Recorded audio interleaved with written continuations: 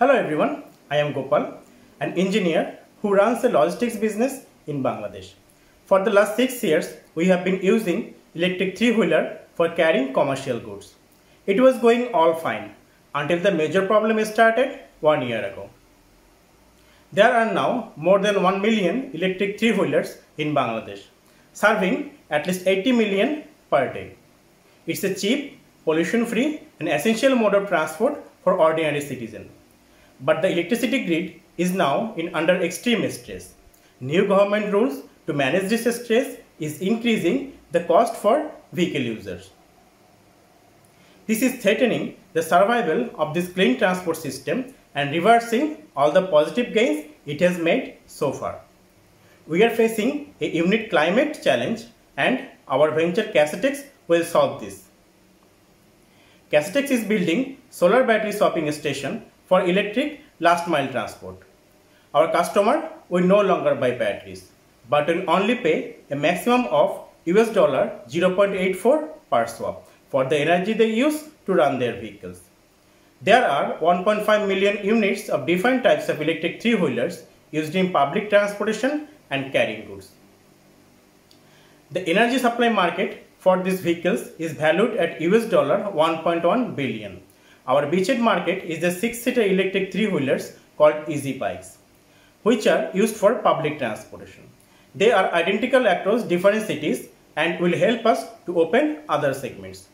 These easy bikes are interested in Cassetex because we give 110% more income. It's possible because our batteries are lighter, the energy is always available, and by swapping multiple times, they can drive 67% more kilometers per day. Cassetex is a subscription-based service. Operator will sign up to integrate their vehicles with our technology. Purchased batteries will be available through biometrics access. When batteries are finished, operators return them and the Cassetex station calculate the used energy and the operator will pay the energy bill and the swap fee through mobile banking. Then they get a new battery for further use. At Cassetex, our customer will never have to buy, maintain or replace the batteries ever again. After a test demo of our technology, we have interviewed more than 20 operators in my hometown Rangpur. We asked them, are they okay not to own batteries? They said they tried battery rentals, but limited to emergencies due to the heavy weight of battery. Do they want to drive more kilometers per day? They said, of course. And they get more mileage now by driving 2 vehicles the whole day. But it's getting expensive due to increase in the registration fees. Finally, will the availability of pre-charged batteries make it cheaper to run these vehicles? They said, because the government is shutting down cheap and illegal charging sources, they think having pre-charged batteries will bring charging time and costs down. Our calculation show that Cassetex business can be self-sustaining and profitable. Key elements such as cost of land for one station and price of a battery swap for an operator will dictate whether we can remain in profit or not. By targeting a market share of 25% of the 1 million passenger vehicle market, Cassetex can make a yearly profit of $11.2 million. Transportation sector is the 3rd largest CO2 emitting industry. Cassetex eliminates the need of at least 250,000 vehicles to depend on the fossil fuel driven national grid.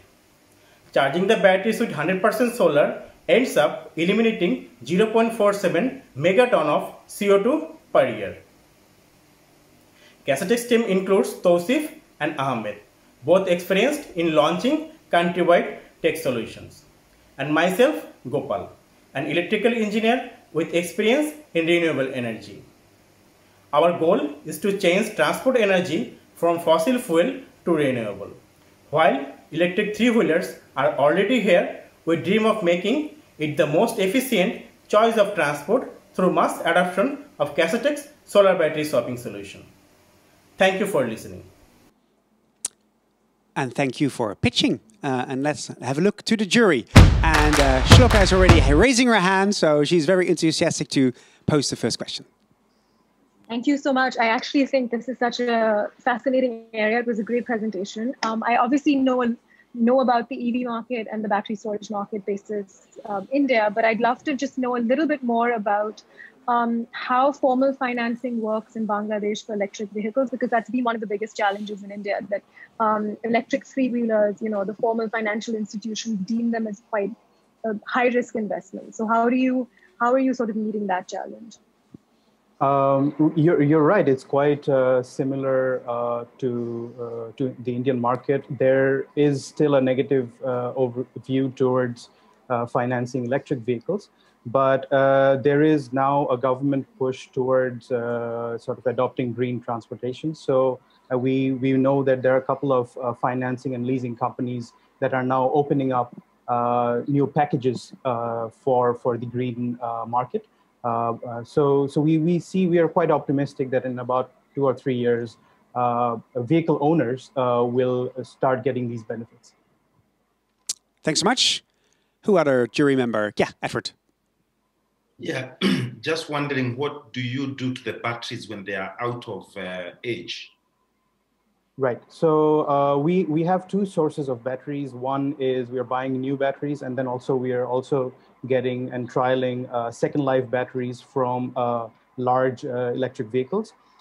When they're over, we will still then assess the viability of the batteries and then shift them into slightly less